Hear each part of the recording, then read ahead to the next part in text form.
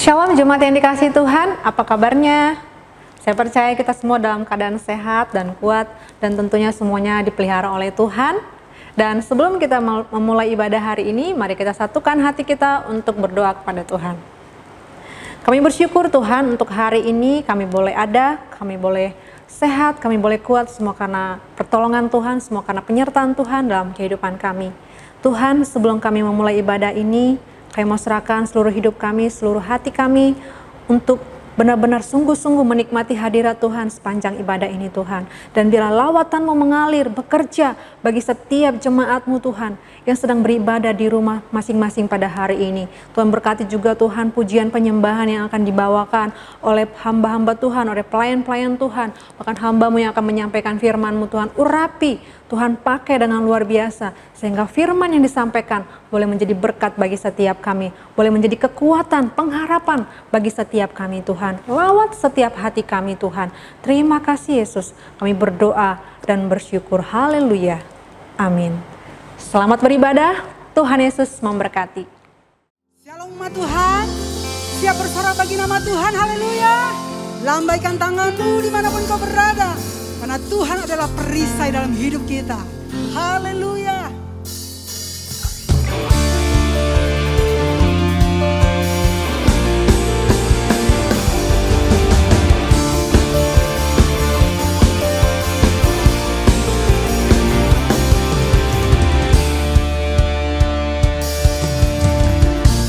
Tinggal dekatmu ku aman, hidup dalammu ku menang. Kau yang memegang hidupku di tangan.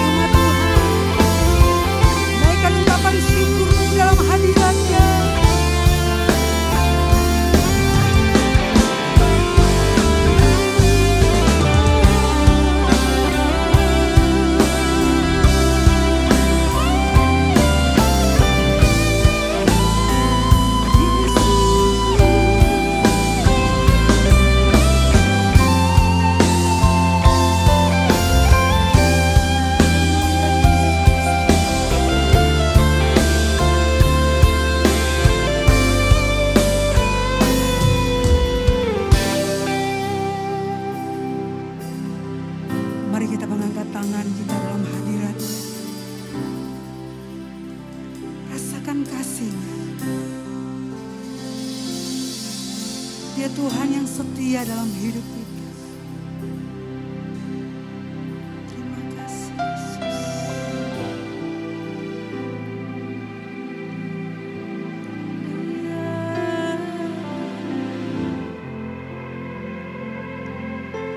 Kami mau terus memuji-Mu Tuhan, dengan segenap kekuatan kami, dengan segenap jiwa kami, dengan segenap akal budi kami.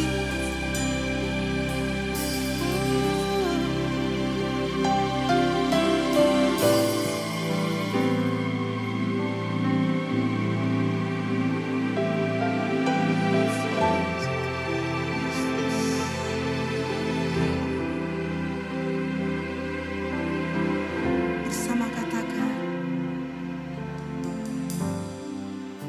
dengan apa kan ku balas segala kebaikan-Mu. Segenap hatiku menyembah-Mu Yesus.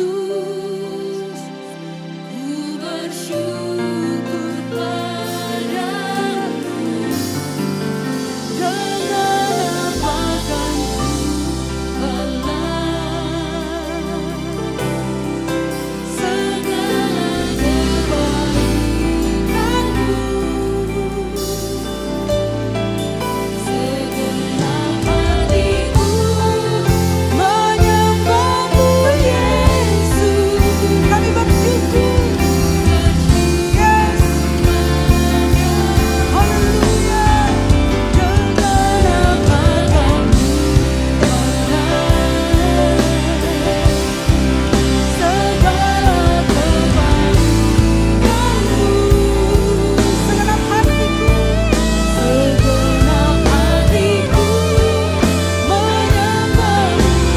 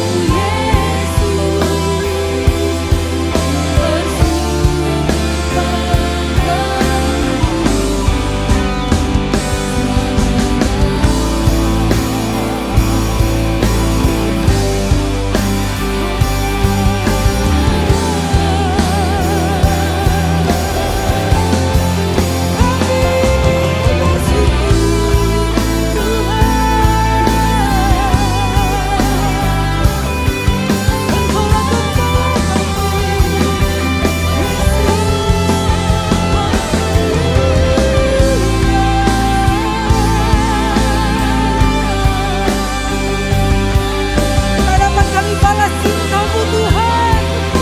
Cinta-Mu terlalu besar dari apapun.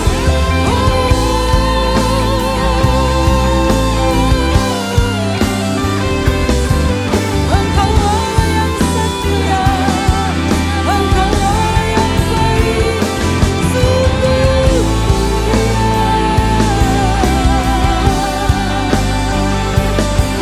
terima kasih kami agungkan, kami bermasmur bagi-Mu. Segenap hati kami memuji-Mu, segenap jiwa kami. Yesus.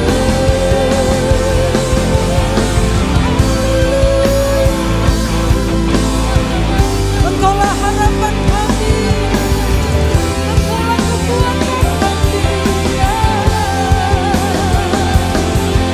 Terima kasih Tuhan, dalam hidup kami. Engkau sumber pengharapan, sumber kemenangan.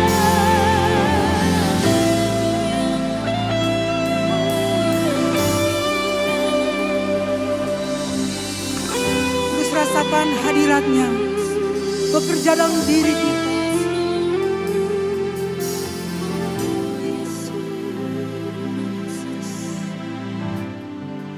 anjuran kami. Engkau yang terbaik dalam hidup kami ya Yesus. Dan mata kami terus terarah kepadamu ya Yesus.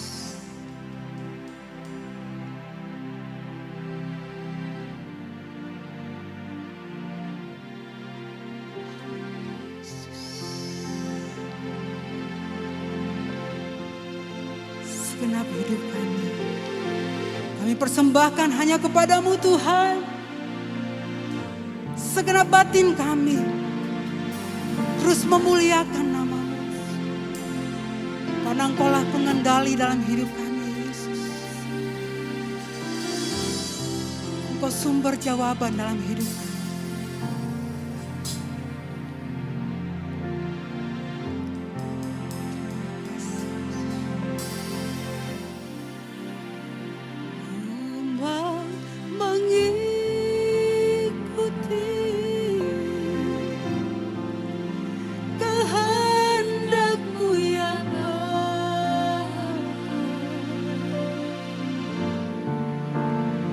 Ku masih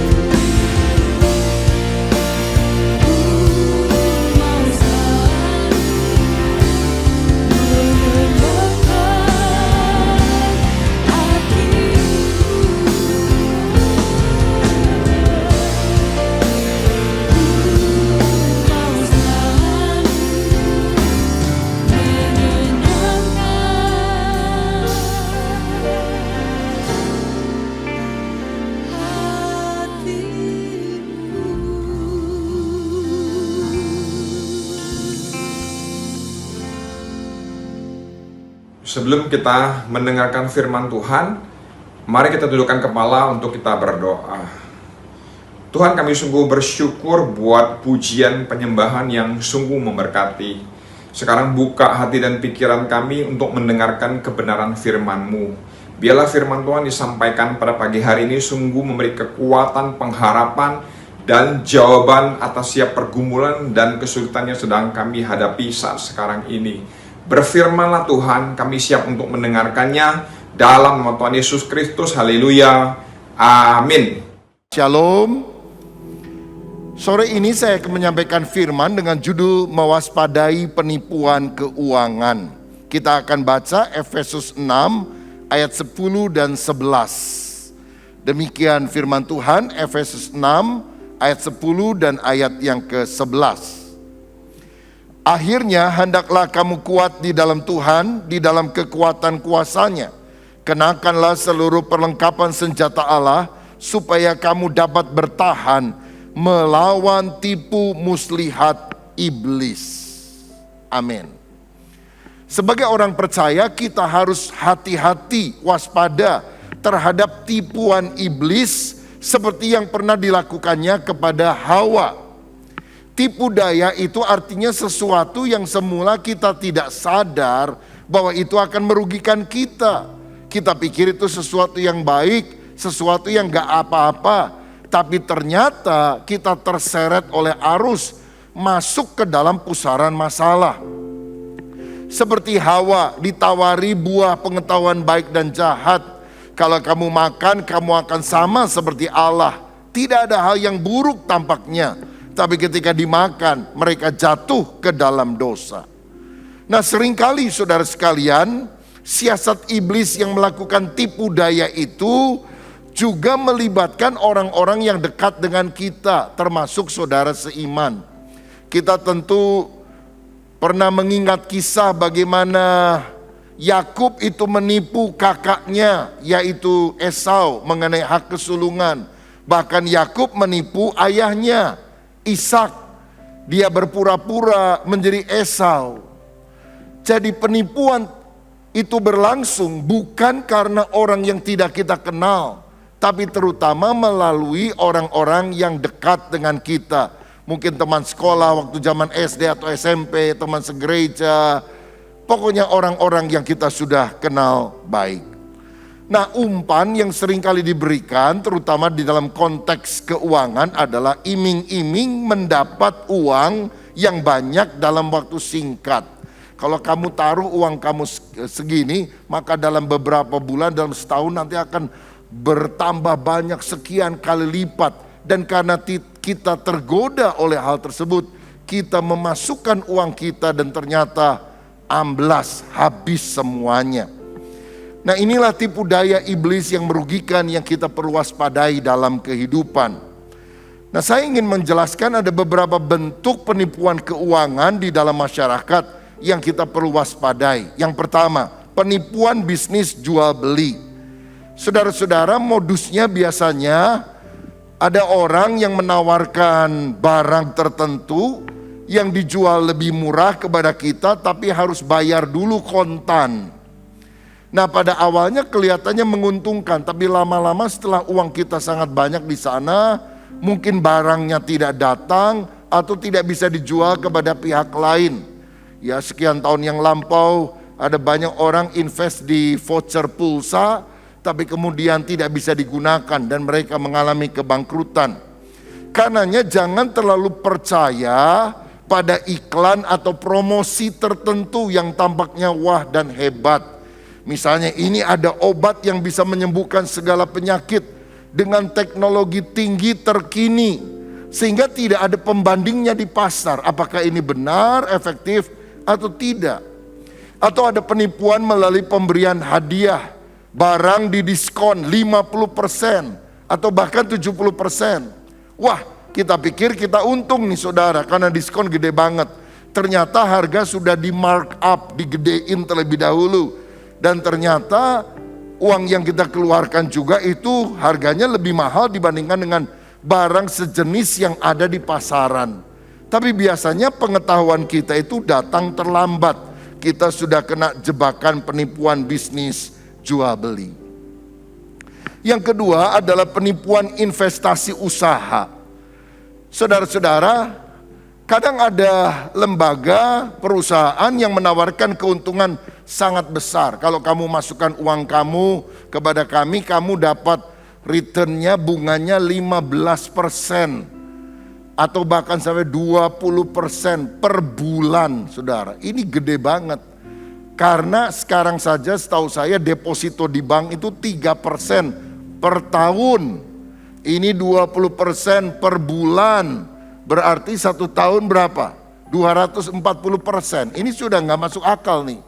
Tapi orang yang serakah akan ambil hal tersebut dan dia pikir ini adalah berkat. Puji Tuhan, Tuhan mendengar doa saya, ada mujizat, ada berkat. Ini untuk perluasan kerajaan Tuhan, untuk mengembangkan misi. Kata-kata rohani yang bodoh kalau orang bilang semacam itu. Saudara-saudara, jangan kita terkecoh bahkan oleh perkataan-perkataan yang sifatnya rohaniah. Padahal ini sesuatu yang sangat tidak masuk akal. Ada 2 prinsip yang kita harus camkan baik-baik. High risk, high return. Saudara-saudara, atau sebaliknya, high return, high risk. Semakin besar keuntungan yang ditawarkan, semakin tinggi resiko yang kita miliki. Nah, saya mau katakan investasi itu selalu mengandung resiko.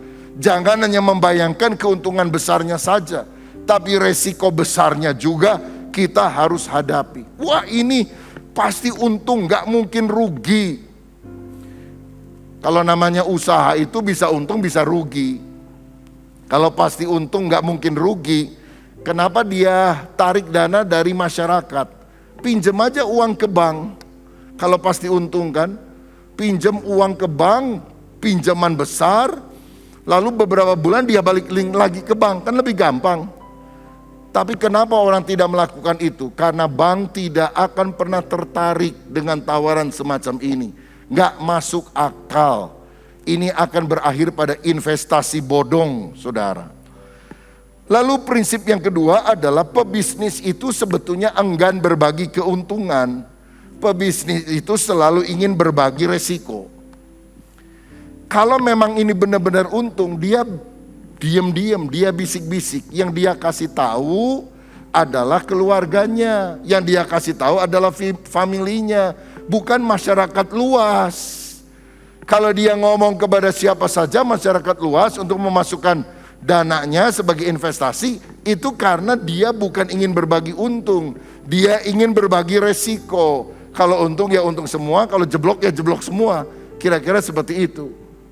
Nah, sayangnya pada masa kini terutama banyak orang yang punya mentalitas jalan pintas, ingin kaya mendadak, lalu terkecoh usaha yang tidak masuk akal yang menjanjikan keuntungan luar biasa, sehingga tidak menggunakan akal budi nalar sehat. Sekarang ini yang kena tipu bukan hanya orang-orang tua, anak-anak muda juga seringkali kena tipu. Uang yang terbatas dia masukin karena ingin dalam waktu cepat menjadi kaya. Bukannya untung malah buntung, saudara. Yang ketiga, penipuan melalui internet. Modusnya biasanya ada website yang ternyata berasal dari luar negeri, yang menjanjikan uang sedemikian besar kalau kita memasukkan sejumlah nilai tertentu kepada nomor rekening yang mereka tawarkan. Masalahnya website ini kadang-kadang muncul, kadang-kadang cepat hilang dan tidak bisa dilacak lagi, saudara. Ya, waktu lalu ada website katanya dari negara Afrika, ada Nigeria atau negara yang lain, ada penemuan emas hitam, ada harta karun dan sebagainya yang harus dioperkan ke luar negeri dan Anda mendapatkan kepercayaan. Nanti kalau Anda bisa menampung uangnya akan mendapatkan sekian miliar rupiah. Waduh, luar biasa. Padahal ternyata itu adalah penipuan dan hanya orang serakah yang kemudian masuk kepada tipu muslihat daripada si iblis ini. Termasuk penipuan lewat internet adalah pinjaman online atau pinjol. Hati-hati terutama orang-orang muda. Karena pinjol itu bisa pinjemnya cuma 1 juta, 2 juta. Tapi bunganya besar dan itu akan mengikat. Dan saudara akan dibuat sulit untuk bisa mengembalikan modalnya. Orang itu akan terus berupaya agar kita terikat dengan utang tersebut yang bunganya sangat mencekik leher. Dan kalau saudara mulai tidak bisa bayar, maka dia sudah ambil kontak di dalam nomor HP Anda. Dan dia akan jelek-jelekan Anda. Oh, ini namanya si ini. Wah, sumpah serapah, kambing binatang, segala macam itu dimaki-maki, saudara. Hati-hati, karena Alkitab berkata nama baik lebih berharga dari kekayaan yang besar. Kita harus jaga nama baik kita. Karena kalau tidak itu akan merugikan kita. Oh, berapa banyak orang kena pinjaman online. Waktu saya tanya kenapa sih kok pinjol semacam ini pada ilegal ini. Dia bilang habis gampang Pak, cuma tik. Dapat semuanya. Ya, tapi ujungnya menyengsarakan. Saya beberapa kali ditelepon orang yang gak kenal, marah-marah dan sebagainya. Ayo bayar. Saya bilang, siapa kamu? Saya gak pernah utang. Ini teman kamu, namanya ini. Saya juga gak kenal, rupanya gak tahu gimana. Dia punya nomor HP saya yang dia masukkan di dalam kontaknya. Lalu yang pinjol itu menelpon kepada saya. Pokoknya kalau orang ini gak bayar, kamu kan temennya, saya akan teror kamu terus. Nah, kurang ajar saudara sekalian. Ini merugikan orang lain. Berapa waktu lalu ada orang telepon saya, Pak ini ada orang nggak bayar utang ini ke bank kami. Saya tanya, Anda dari mana? Oh, saya dari Kalimantan. Kenapa telepon sama saya? Ini anggota GBI ini. Bapak kan ketua umum sinode GBI. Lah kurang ajar saudara sekalian. Saya pikir dalam hati kenapa nggak tanya gubernurnya atau tanya presiden sekalian. Ini kan warga Indonesia. Ini kan nggak masuk akal. Orang sekarang cari-cari untuk bisa mengambil keuntungan besar dari apa yang dia pinjamkan. Saudara waspada, kalau ada yang terjerat dalam hal semacam ini bereskan. Kalau tidak nama baik saudara akan rusak. Keempat, penipuan pemenang undian. Selamat Anda memenangkan undian. Tapi bayar dulu pajaknya 25%. Tolong kirim kepada kami. Kadang dia bisa kirimkan data pemenang itu lewat surat yang dilengkapi surat kepolisiannya, surat dirjen pajaknya, surat menteri sosial, yang kelihatannya memang benar-benar ini adalah undian berhadiah di mana saudara pemenangnya. Padahal semua surat-suratnya itu palsu, saudara. Saya pernah satu kali ditelepon orang. Dia bilang, selamat Pak ya, STT Karisma yang Anda pimpin mendapatkan hadiah 1 Toyota Kijang dari Kementerian Agama. Kaget juga saya. Tumben-tumbenan ini kementerian kasih mobil. Wah, puji Tuhan, syukur. Kapan Kak kami bisa dapat mobil itu? Oh, bisa Pak, segera. Tapi tolong Bapak segera kirim dulu ya 25 juta untuk pajaknya. Setelah itu kami akan antar. Langsung saudara, logika mulai berpikir, oh gini aja Pak, nggak usah 25, 50 juta saya kasih. Bawa dulu mobilnya. Setelah saya lihat mobilnya, saya naikin itu mobilnya. Serah terima, saya kasih 50 juta, bukan 25 juta. Nggak pernah diantar saudara-saudara. Karena memang yang gini adalah bohong-bohongan. Saudara nafsu, dapat mobil baru, transfer dulu. Habis tuh uang, amblas dalam hidup kita. Lihat liciknya kejahatan pada akhir zaman. Tuhan ingin agar kita tulus seperti merpati tapi cerdik seperti ular. Yang kelima, penipuan soal kecelakaan. Lagi subuh-subuh ada telepon saudara sekalian. Bapak tolong. Waduh jerit-jerit begitu saudara. Langsung ada orang laki-laki suara berat, dia bilang, Pak anak Bapak mengalami kecelakaan. Saya menemukannya di pinggir jalan, saya tolong, saya segera bawa ke rumah sakit. Tapi perlu biaya operasi segera Pak. Kalau tidak nyawanya terancam Pak. Ini ada dokternya. Lalu dia serahkan sama satu orang.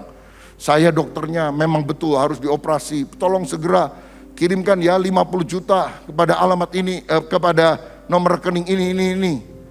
Biasanya orang panik saudara sekalian. Langsung dia transfer, karena dia berusaha untuk menelepon anaknya, ternyata nggak diangkat. Karena mungkin memang lagi subuh gitu ya, jadi sudah dimatiin HP-nya. Atau ada penyebab yang lain lah. Dan ketika dia transfer 50 juta atau 20 juta, uangnya nggak akan pernah kembali. Itu penipuan soal kecelakaan. Pernah saya malam-malam tuh ditelepon ada anak nangis. Tolong. Lalu orang bilang, ini anak bapak kecelakaan. Oh, saya lihat anak saya ada di rumah saudara sekalian. Oh, anak laki atau perempuan pak? Anak laki, oh anak saya perempuan semua, saya bilang. Saudara-saudara saya tutup telepon tersebut. Nah yang penting jangan panik, sebab kalau panik pikiran kita akan dikuasai, diarahkan oleh orang-orang yang berniat jahat semacam itu. Yang keenam adalah penipuan menggunakan WA ditambah foto palsu. Ini sering kejadian. Saudara, ada orang satu kali pakai nomor tertentu, nomornya sendiri, tapi pakai foto saya atau pakai foto istri saya. Lalu WA kepada beberapa orang, jemaat lagi. Bu atau Pak, tolong saya lagi ada masalah, saya pinjam uang 1 juta rupiah ya, besok saya kembalikan. Itu yang terima juga, oh tumben-tumbenan kok pinjam duit, tapi mungkin benar ada masalah. Ada 1-2 orang yang ketipu saudara. Aduh saya bilang kenapa dikirim, mestinya telepon dulu. Karena gampang sekali kan, foto kita sekarang ada di sosial media. Tinggal diambil, tinggal di-download, tinggal di-crop, dimasukkan kepada nomor siapa saja saudara. Lalu dia bisa mengatasnamakan diri kita untuk meminta uang. Jadi kalau ada hal semacam itu, telepon orangnya langsung. Saudara kan kenal suaranya. Saudara kan tahu orangnya. Apalagi kalau nomor aslinya ada di kontak telepon saudara. Saudara telepon. Sehingga kita akan terhindar dari penipuan semacam ini. Yang ketujuh, ini yang akan saya bahas lebih jauh, adalah penipuan investasi. Padahal ini adalah money game atau permainan uang. Saudara-saudara, dan untuk lebih meyakinkan supaya kita berinvestasi di dalam perusahaan tertentu, padahal ini money game, maka pelopornya itu melakukan pancingan yang disebut flexing. Flexing adalah memamerkan uang atau barang mewah untuk meyakinkan orang bahwa mereka akan mendapatkan keuntungan melalui investasi ini. Jadi dia pamer, nih lihat saya punya investasi ini, kalau kamu masuk kamu juga akan seperti saya kayaknya. Mereka tunjukkan mereka naik jet pribadi ya. Bayinya diselimuti, bukan pakai selimut, pakai duit saudara. Saking duit gak ada harganya rasanya. Kemudian dia pamerkan Ferrari, Lamborghini dan sebagainya. Dan orang mikir, waduh kalau di Instagramnya, di fotonya begitu mewah, ini pasti orang hebat saudara. Kadang-kadang ada orang sewa gedung bertingkat, ya salah satu kantornya sehingga orang bilang, wah kantornya aja keren ini di jalan utama pasti hebat. Padahal belum tentu. Itu banyak orang mengupload sesuatu demi konten saja. Ada orang yang gak benar-benar punya pesawat terbang, cuma foto doang saudara. Foto lalu diakui itu adalah miliknya. Foto di depan Ferrari, Lamborghini, foto dengan pesawat jet dan sebagainya. Ada upaya-upaya menjebak dengan meyakinkan bahwa mereka itu mendapatkan untung besar. Ini investasinya pakai robot trading. Jadi sementara Anda tidur, robotnya jalan terus. Saya tidak menentang bahwa bisa saja orang melakukan sesuatu melalui artificial intelligence, AI. Tetapi kalau semua yang namanya robot trading pasti untung, ngapain kita usaha yang lain-lain? Kan kalau usaha yang lain bisa rugi, bisa untung. Jual aja semua usaha saudara, masukin ke sana, pasti untung. Jadi jelas bahwa kalau ada tawaran pakai robot pasti untung, tidak mungkin rugi. Itu sudah jelas tidak benar. Karena prinsip investasi sekali lagi, ada kemungkinan untung tapi ada kemungkinan rugi. Dan high profit, high risk. Semakin besar keuntungan yang kita harapkan, semakin besar resiko yang mungkin dialami. Saudara-saudara, salah satu bentuk yang paling sering digunakan, namanya bisa bermacam-macam dari sejak puluhan tahun yang lalu sampai sekarang. Tapi prinsipnya selalu sama. Ini yang saya harap saudara ketahui. Yaitu menggunakan skema piramida atau skema Ponzi. Melalui skema piramid ini, maka prinsipnya pola ini akan memberikan keuntungan bagi orang yang lebih dahulu bergabung, sedangkan uang keuntungan itu diambil dari yang bergabung belakangan. Jadi ada keuntungan yang didapatkan oleh sejumlah kecil orang di puncak daripada piramid itu yang berasal dari kerugian sejumlah besar orang yang bergabung kemudian. Jadi kalau saudara lihat gambar sebelah kiri ini orang pertama yang melakukan trading dengan cara semacam itu. Dia ambil downline 2 orang, binary. Lalu 2 ini mengambil 2 orang lagi. Jadi dari 1 menjadi 2, menjadi 4, masing-masing ambil 2 menjadi 16, begitu selanjutnya. Nah saudara, jadi ketika yang di bawah menyetorkan uang, itu diterima oleh yang atas. Lalu dia terima dari mana? Dari orang di bawahnya. Yang bawahnya dapat dari mana? Dari orang di bawahnya. Begitu terus. Jadi harus terus-terusan ada orang yang direkrut untuk masuk di dalam investasi ini. Kalau tidak, skema ini akan hancur.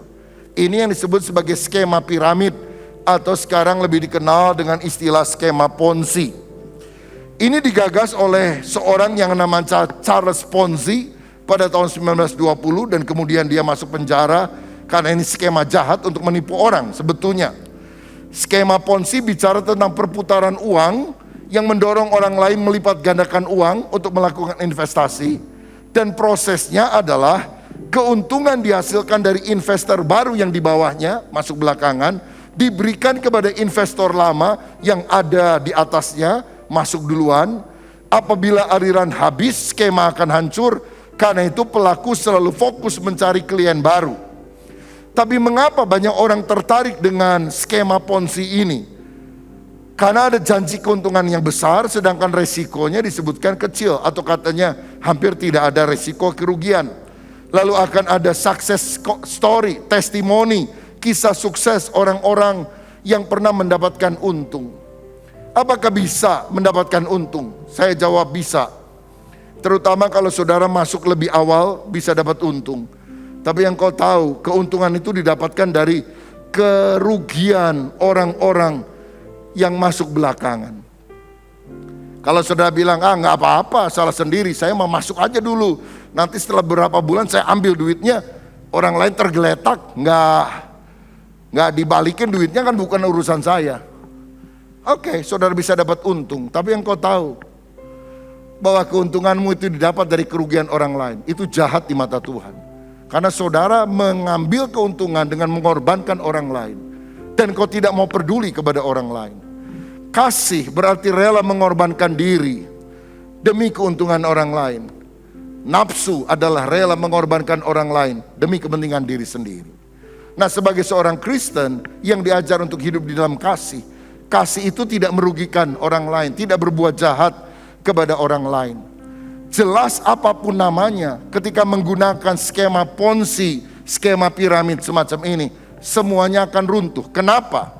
Sebab bila tiap anggota merekrut 2 orang saja sebagai downline-nya, maka hanya butuh 33 level untuk mencapai angka 8,6 miliar manusia yang diajak. Dan ini lebih dari seluruh penduduk dunia. Artinya nggak mungkin itu terjadi, karena nggak mungkin seluruh dunia ikut di dalam investasi di dalam satu merek tersebut. Ini adalah akal-akalan yang akan sangat merugikan saudara.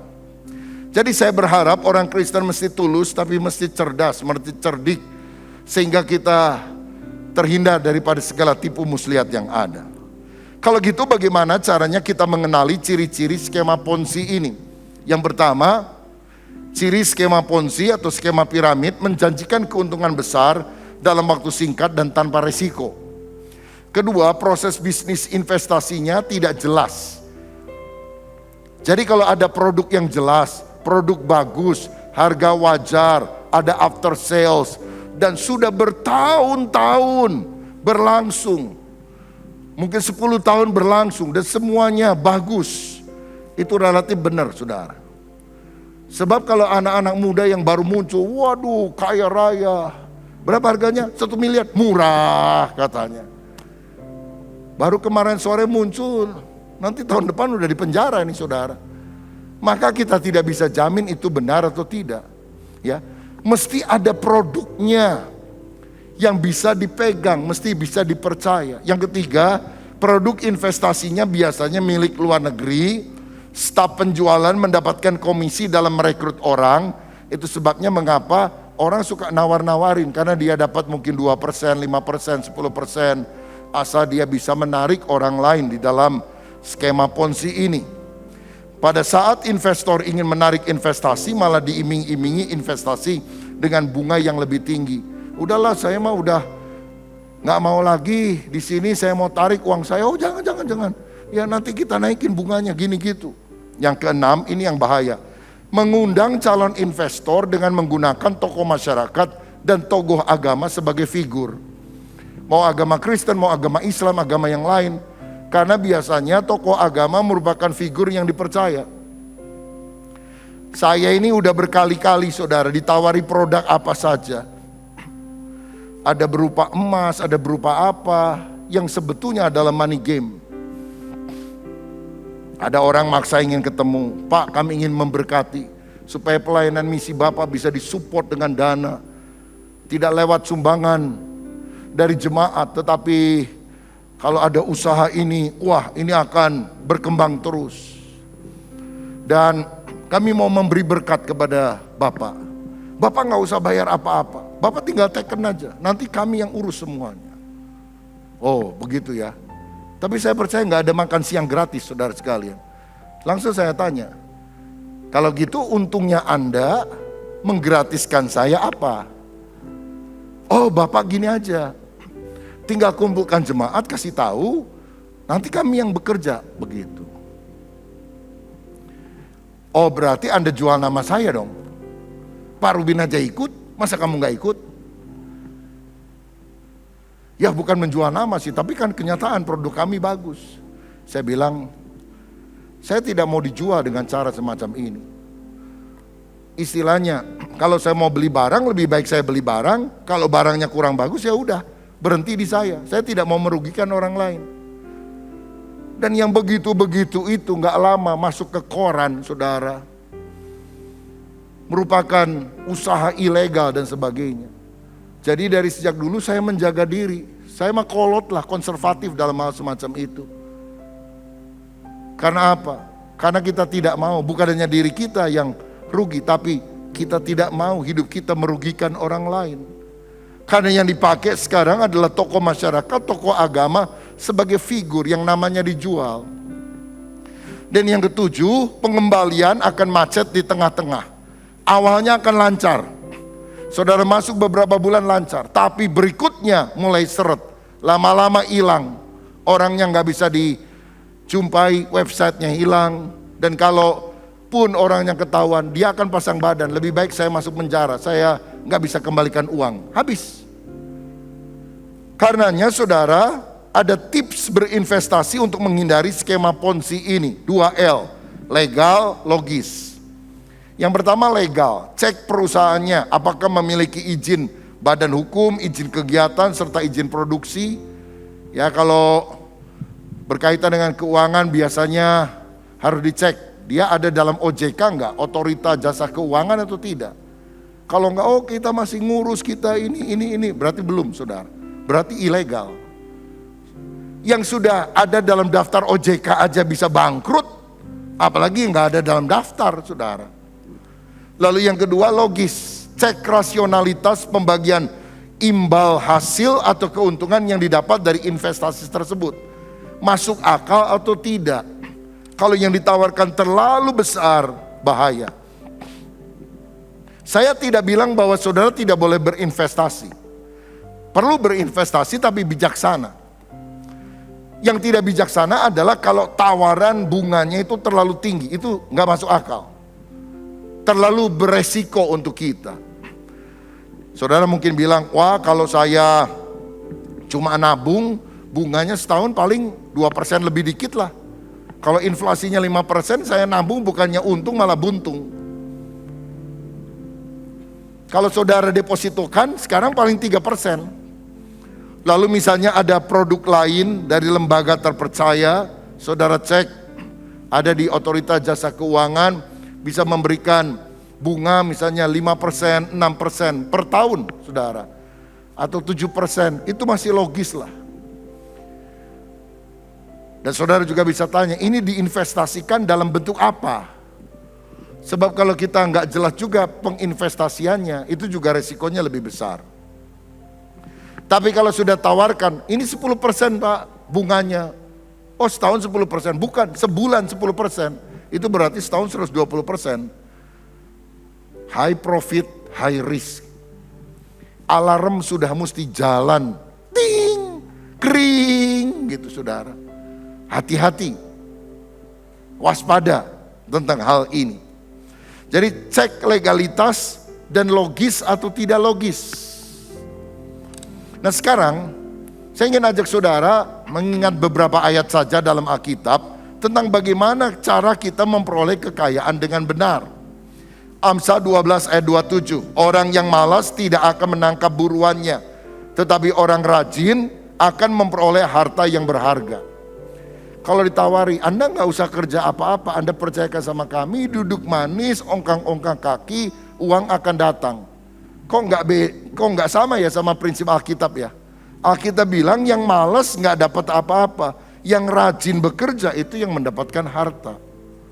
Sinyal alarm mesti nyala dalam hidup kita. Amsal 13 ayat 11, harta yang cepat diperoleh akan berkurang, tetapi siapa mengumpulkan sedikit demi sedikit menjadi kaya. Pokoknya investasikan cepat kok, paling berapa bulan, akan berlipat ganda dan sebagainya. Kok beda ya sama Alkitab ya? Alkitab bilang harta yang cepat diperoleh akan habis, tetapi yang diperoleh sedikit demi sedikit itu akan langgeng selamanya. Nah saudara-saudara, ini Alkitab kan sudah ditulis ribuan tahun.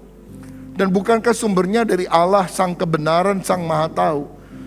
Jadi apapun tawaran yang menarik, kalau berbeda dengan prinsip Alkitab, alarm mesti bunyi. Bahaya nih, saya bisa terkecoh. 2 Tesalonika 3 ayat 10, jika seorang tidak mau bekerja, janganlah ia makan. Anda gak usah kerja apa-apa, duduk manis nanti uang datang sendiri. Kok beda ya sama Alkitab? Gak mau kerja jangan makan. Kalau mau untung dalam usaha pekerjaan, ulet, rajin, kerja keras, kerja cerdas, tangan rajin memberikan hasil yang baik. Kalau sudah ada janji-janji manis yang berbeda dengan apa yang ada, ingat saudara sekalian, ini bisa merupakan jebakan. Yang terakhir, bagaimana kita menghindari penipuan keuangan yang mungkin terjadi dalam hidup kita? Pertama, mohon perlindungan dari Tuhan. Matius 6 ayat 13. Jangan bawa kami ke dalam pencobaan, tetapi lepaskanlah kami daripada yang jahat. Jadi yang pertama, mohon perlindungan dari Tuhan. Tiap hari doa, bungkus aku dengan darah-Mu, urapi aku dengan Roh Kudus. Jauhkan dari niat-niat orang jahat, perlindungan-Mu atas kami dalam nama Yesus. Saya percaya di dalam doa ada perlindungan Tuhan. Dalam nama Yesus ada kuasa yang Tuhan berikan. Saudara, kita ini manusia terbatas. Bisa saja salah, membuat keputusan tidak tepat, bisa. Karena itu kita perlu berdoa. Jauhkan aku dari hal-hal pengambilan keputusan yang keliru. Lindungi aku ya Tuhan. Saya percaya kalau anak minta perlindungan kepada Bapa Surgawi, Bapa Surgawi akan melindungi kita dari yang jahat, yaitu tipu muslihat iblis. Berikan tepuk tangan untuk Tuhan kita. Yang kedua, kita harus membuang sikap hati serakah. Alkitab berkata, akar segala kejahatan ialah cinta uang. Oleh karena memburu uanglah beberapa orang menyimpang dari iman dan menyiksa diri dengan berbagai-bagai kesukaran. Uang itu netral, tapi cinta uang alias serakah itu akan membawa saudara masuk ke dalam masalah. Nggak kerja nanti dapat uang. Serakah itu orang yang masuk ke dalamnya. Easy come, easy go. Yang dapat diperoleh dengan cepat seringkali hilang. Uang panas itu nggak akan pernah bertahan lama. Nggak akan jadi berkat dalam kehidupan kita, saudara-saudara. Dan jaga hati nurani kita. Jangan sampai serakah. Sebab orang yang hati nuraninya tidak murni akan berkata, yang penting saya untung, nggak apa-apa. Orang rugi itu bukan urusan saya. Yang penting saya cuan. Jadi saya masuk dalam proses skema Ponzi, binary option atau apapun namanya. Yang penting saya masuk duluan, dapat untung duluan, lalu ciao gitu ya. Udah makan duitnya kabur. Yang lain mau bergelimpangan dan sebagainya urusan dia, bodoh sendiri. Udah tahu yang begini resiko, kenapa mau masuk belakangan? Hati nurani kita tidak murni. Karena kita tahu ini salah, tapi kita mengorbankan orang lain demi mendapatkan keuntungan. Kita untung tapi orang lain rugi. Jadi buang sikap hati serakah. Yang ketiga, gunakan akal sehat. Minta hikmat dari Tuhan dan nasihat teman yang rohani, yang tidak serakah, yang juga diberi wisdom, akal budi oleh Tuhan. Waspadai kalau ada tawaran yang sifatnya too good to be true. Artinya terlalu bagus untuk menjadi kenyataan. Kalau ada tawaran rasanya nggak ada potensi kerugian, pasti untung besar sekali. Ini rasanya janji manis banget ya. Yang ditawarkan madu, begitu dimakan racun. Ingat, too good to be true, sesuatu berbahaya. Ya. Karena itu minta hikmat dari Tuhan, gunakan akal budi. Tanya kepada orang yang rohani, yang tidak serakah, yang juga punya wawasan luas. Itu sebabnya mengapa sangat baik untuk saudara bergabung di dalam komunitas sel. Di gereja kita beri nama Bikom. Sebab melalui Bikom kita bisa saling tukar pikiran, saling mengingatkan, saling menjaga satu dengan yang lain. Bukan hanya masalah keuangan atau pekerjaan tentunya, tapi masalah yang lain. Tadi kita dengar kesaksian dari Ibu Livia Hambali. Bagaimana suaminya meninggal dan dia punya anak yang tidak lengkap, saudara-saudara, ya, jatuh pada usia 2 tahun, kena tulang ekor dan kemudian bagian tubuh banyak yang tidak bisa berfungsi dengan baik. Dia sangat down, dia sangat kecewa. Tapi bersyukur dia tergabung di dalam Bikom, komunitas sel di gereja kita. Akhirnya imannya dibangunkan, dia mulai percaya diri, dia bisa melanjutkan kehidupan. Anaknya sekarang sudah remaja, pelayanan di ibadah teens, ibadah remaja gereja kita. Dia menjadi video editor dalam pelayanan. Ada banyak saudara yang lengkap, sehat, nggak mau pelayanan, hanya duduk, dengar khotbah, pulang. Bergabunglah saudara di dalam komunitas saudara seiman supaya engkau bisa berbuah untuk kemuliaan nama Tuhan. Nah, saudara juga bisa minta saran, pendapat dari teman-teman yang lain. Tapi waspada, jangan sebaliknya. Jangan lewat komunitas ini kasak-kusuk nawarin ini, nawarin itu yang ternyata merugikan orang lain. Itu lebih bahaya. Karena itu fokus di dalam perkara-perkara yang rohani supaya kita tidak terjebak dalam masalah yang tidak baik. Dan yang terakhir, hati-hati jangan sampai kita dijadikan sebagai afiliator atau endorser yang mempromosikan kepada orang lain investasi itu, padahal money game, di mana kita juga mendapatkan sebagian keuntungan. Sebab kalau ternyata itu adalah investasi bodong dan kita sudah menawar-nawarkan kepada orang lain, kita juga ketipu. Tapi orang-orang lain ketipu dan mereka akan bilang, saya mah nggak tahu, pokoknya kamu yang nawarin sama saya, kamu yang tanggung jawab. Repotlah kita, saudara. Dalam dunia yang penuh dengan godaan dan tantangan, Alkitab berkata, Jadilah kuat di dalam Tuhan. Jangan terkena tipu muslihat daripada si iblis. Iblis bisa menyamar bahkan menjadi malaikat terang. Jadi malaikat terang aja bisa, apalagi jadi hal yang lain. Tapi ujungnya adalah maut. Ada jalan orang yang disangka orang lurus, ujungnya menuju maut. Hari ini mari kita berkata, Tuhan lindungi aku dari niat-niat orang jahat. Bungkus aku dengan darah Yesus, urapi aku dengan Roh Kudus. Dan kalau kita selalu hidup melekat kepada Tuhan, Tuhan menuntun kita pada jalan yang benar. Dan Tuhan akan memberkati kita, bukan dengan berkat yang haram, yang merugikan, tapi berkat yang halal, yang berasal dari Bapa. Dan itu akan membawa keuntungan dalam hidup saudara, damai dan sukacita, sehingga hidup kita juga bisa menjadi berkat bagi orang lain. Waspada terhadap siasat iblis, pegang firman Tuhan, maka berkat yang sejati dan abadi Tuhan akan berikan kepada kita sekalian. Tuhan Yesus memberkati kita. Amin. Tuhan Yesus memberkati.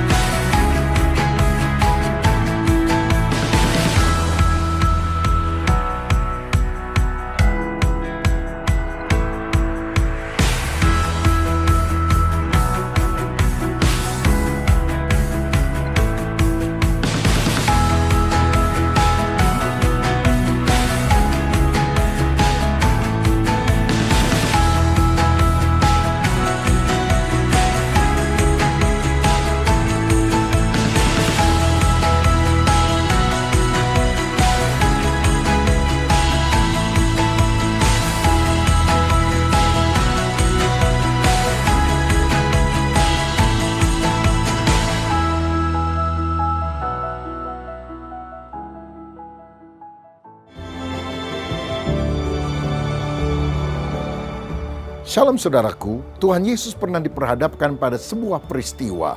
Dia harus memilih antara penghakiman atau pengampunan. Karena kepadanya dibawa seorang wanita yang kedapatan berbuat zina. Apa yang harus dilakukan kepada dia?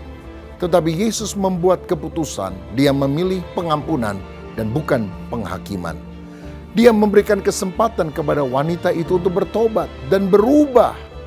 Walaupun hukuman dosanya harus ditanggung oleh Yesus dengan cara mati di atas kayu salib. Dalam kehidupan seringkali kita memiliki pengalaman yang tidak menyenangkan, bahkan menusuk hati dan menyakitkan. Misalnya pasangan berselingkuh, atau anak yang sudah dibesarkan melukai hati, kurang ajar. Orang yang kita percayai mengkhianati, menikam kita dari belakang. Di sanalah kita diperhadapkan pada penghakiman atau pengampunan. Maukah kita belajar seperti Yesus yang tetap memiliki kasih, mengampuni orang yang sangat melukai hatinya. Seperti Petrus menyangkal sampai 3 kali, berkata, aku tidak kenal Kristus. Tapi akhirnya karena Kristus mengampuni dan berkata, gembalakanlah domba-dombaku, Petrus dipulihkan dan dia setia sampai mati kepada Kristus. Saudara, selalu pilih pengampunan, karena penghakiman adalah hak Tuhan. Tuhan memberkati.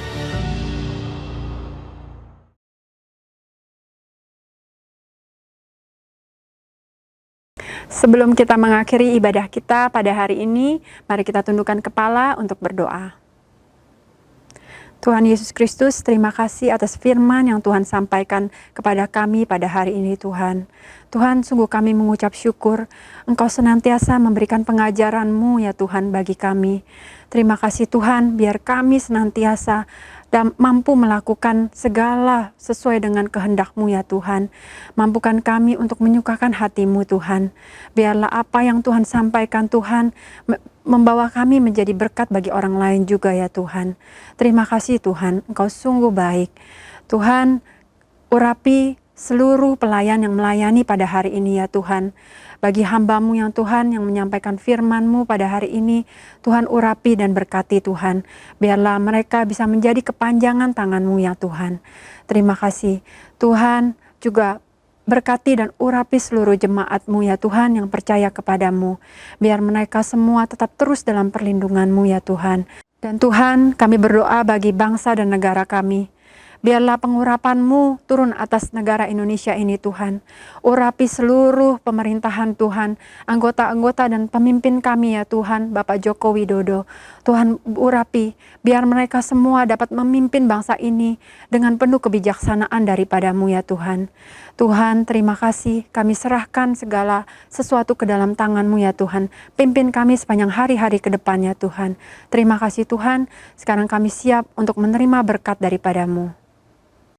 Sekarang saudara, arahkan tanganmu dan hatimu kepada Tuhan. Bapa, kami mohonkan berkat daripada Allah Bapa, kasih daripada Tuhan Yesus Kristus, persekutuan dan penghiburan dari Roh Kudus, biar itu tinggal di dalam hidup saudara dan saya, mulai dari saat ini, bahkan sampai selama-lamanya. Amin.